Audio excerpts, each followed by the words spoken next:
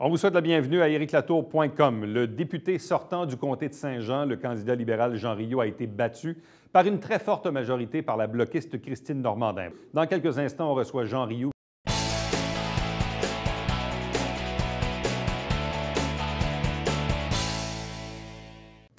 Élection fédérale, comme vous l'avez vu dans les dernières heures, les libéraux vont former à nouveau le gouvernement, mais un gouvernement minoritaire, une forte présence du Bloc un peu partout au Québec, et notamment ici, dans le comté de Saint-Jean, où le député libéral sortant a été défait par la bloquiste Christine Normandin. Jean Rioux est avec nous. Bonsoir et bienvenue. Bonsoir. Comment on se remet d'une défaite électorale? Bien, en fait, ce qu'il faut regarder, si on offre nos services, puis on est plusieurs candidats, bien, il y a une démocratie qui existe, puis on accepte le verdict. Je pense que c'est tout clair. Surtout qu'on a eu une très belle campagne ici, les candidats. Ça n'a pas été des confrontations musclées. Ça a été davantage, on a eu 5 débats ou présentations ensemble. Et les gens ont présenté leur programme, leur idée, puis sans dénigrer les autres. Donc, ça a été une campagne de la dernier débat qu'on a eu ensemble. Tout le monde était unanime sur le climat qu'il y a eu pendant la campagne. Est-ce qu'il y a quand même forcément une certaine déception? Ben oui, c'est sûr qu'il y a une déception parce que je pense qu'au national, on avait un bon bilan. On a quand même sorti 900 000 personnes de la pauvreté. Les Canadiens ont créé 1 100 000 emplois. C'est que l'économie allait bien. Il y avait des mesures sociales pour inclure davantage les gens. Puis je pense qu'aussi, au niveau local, je pense que ça a été 4 années fructueuses ici, que l'on pense au retour de la formation universitaire, l'investissement pour la 35, les investissements qu'on a eus à la garnison. On va passer de 5 000 à 7 000 vétérans, et ainsi de suite. Je pense il y a aussi beaucoup de projets qui sont intéressants sur la table. Est-ce qu'il n'y a pas... peut-être pas de l'amertume, mais une certaine frustration de dire que je fasse ou non un bon travail de député, s'il y a une vague qui m'emporte, elle m'emporte. C'est un peu ça, malheureusement, la politique. À certains moments, il y a des gens qui ne pensent pas être élus et qui le sont, et l'inverse est aussi vrai. On pense à notre réélection, et finalement, on ne l'est pas. Est-ce que ça, il n'y a pas un peu de frustration de dire, je pense avoir fait un bon travail, mais visiblement, c'est même pas serré, là?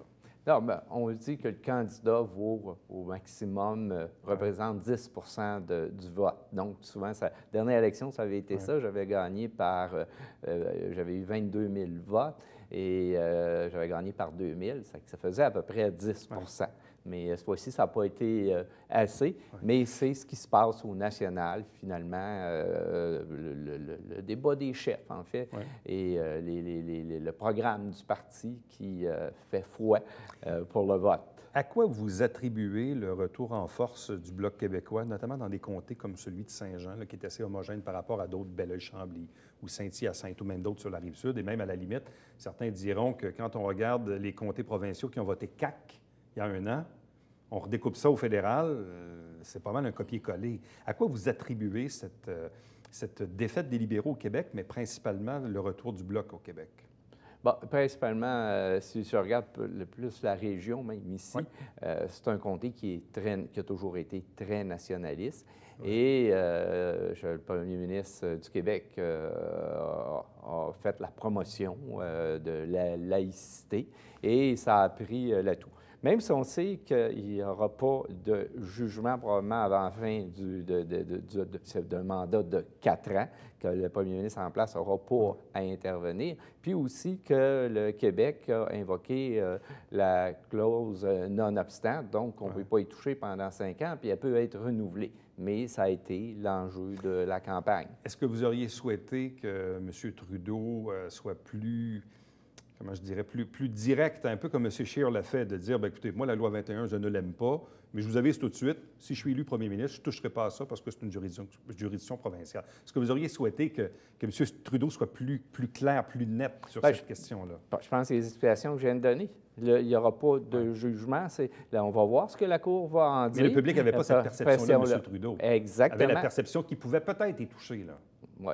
Bien, c'est la perception, sauf que s'il avait été aussi clair que ça, en disant « j'aurais pas à y toucher dans les 4 prochaines années, il n'y aura pas eu de jugement », et en plus de ça, bien, il y a la clause d'un obstacle qui a été invoquée. Et ça, j'ai trouvé ça malheureux que ça qu'il n'ait pas été aussi clair que ça.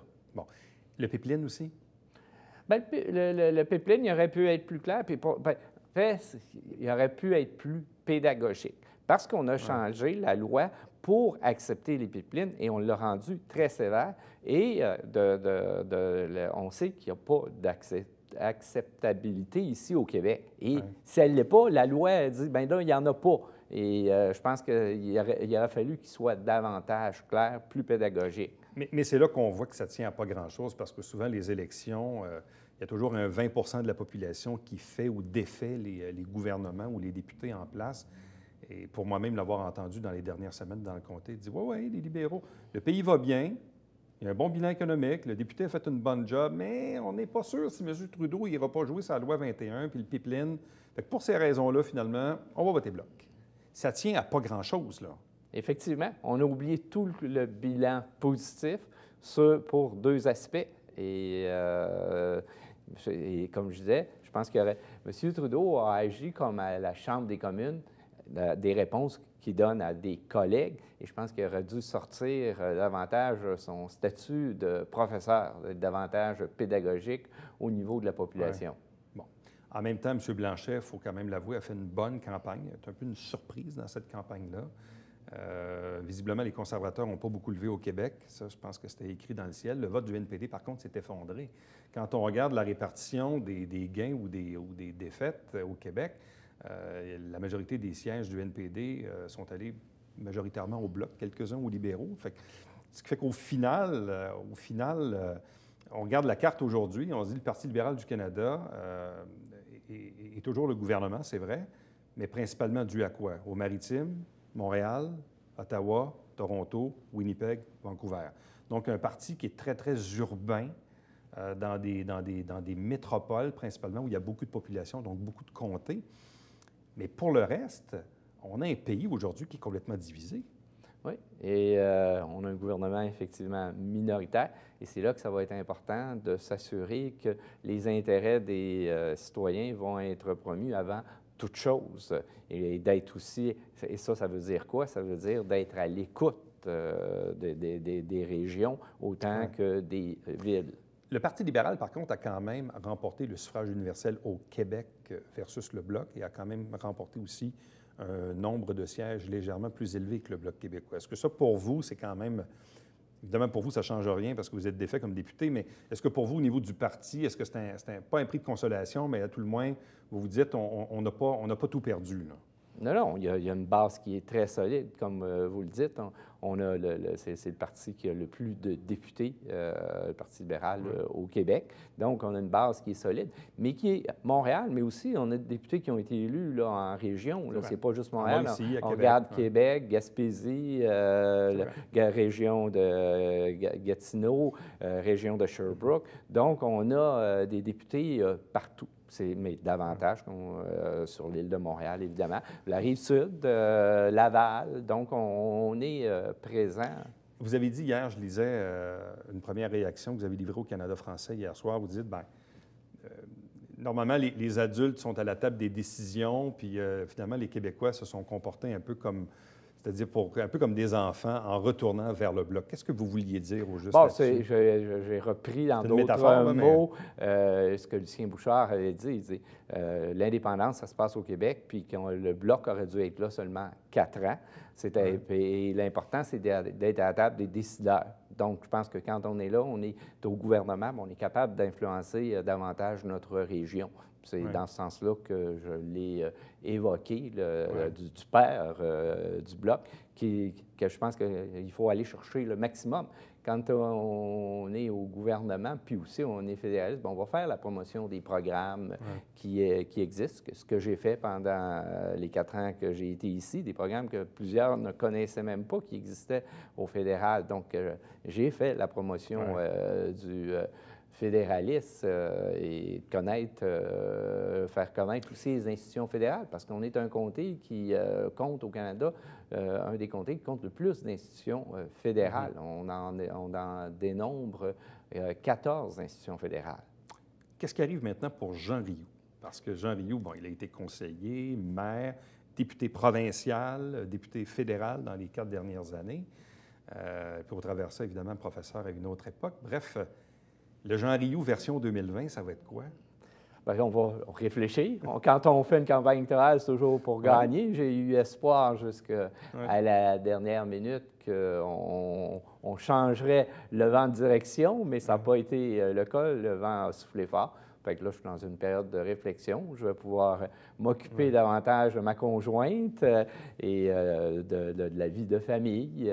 Mais avez-vous le goût de rester? Je comprends qu'évidemment, votre plan, c'était de retravailler un autre 4 ans à Ottawa comme député, mais bon, évidemment, le destin en a voulu autrement. Mais est-ce que vous voulez ralentir personnellement, professionnellement? Est-ce que vous voulez faire autre chose? Est-ce que vous y avez même déjà pensé? Parce que parfois, il faut quand même y penser aussi, ça peut arriver. Bien, je n'ai pas fait cette réflexion-là. Loin de là, comme je disais, j'ai cru jusqu'à la dernière minute qu'on aurait la victoire. Surtout que j'avais une équipe extraordinaire de gens qui étaient autour de moi, le nombre de bénévoles qui se sont impliqués. D'habitude, c'est un bon signe qu'on a eu au-delà de 200 bénévoles qui sont impliqués dans la campagne. Tu te dis, bien, ces gens sont là puis ils viennent nous aider. C'est parce qu'ils y croient. Nous autres, on sentait que c'était un des signes qui nous semblait très positif. Et ces gens-là, en tout cas, je leur suis très redevable. Mais aussi, je considère que d'avoir été là 4 ans, que la population m'a fait un privilège. Puis j'ai essayé de donner le meilleur de moi durant cette période-là. Puis je pense qu'on a eu des résultats. On peut toujours faire mieux, mais je pense que j'ai essayé de donner le mieux de moi. Qu'est-ce que vous souhaitez à la nouvelle députée de Saint-Jean, Mme Normandin? Bien, d'être au service de la population, comme je l'ai été. Puis je pense que c'est notre rôle comme député d'essayer de faire le maximum pour que nos régions puissent se développer. Je pense que c'est le cadre de tout député, d'être au service de ses citoyens et de faire la promotion des demandes qui sont faites par les citoyens, les différents organismes communautaires, les municipalités. On est au service de ces gens-là, de leur donner le plus de services possible et de leur faire connaître ce qu'il y a de disponible au gouvernement, d'en faire la promotion. Jean Rioux, merci beaucoup. Ça m'a fait plaisir. Merci aussi pour votre grande disponibilité dans ces dernières années. Donc, c'est toujours apprécié. Et on va vous souhaiter, bien sûr, la meilleure des chances pour les projets à venir. Merci.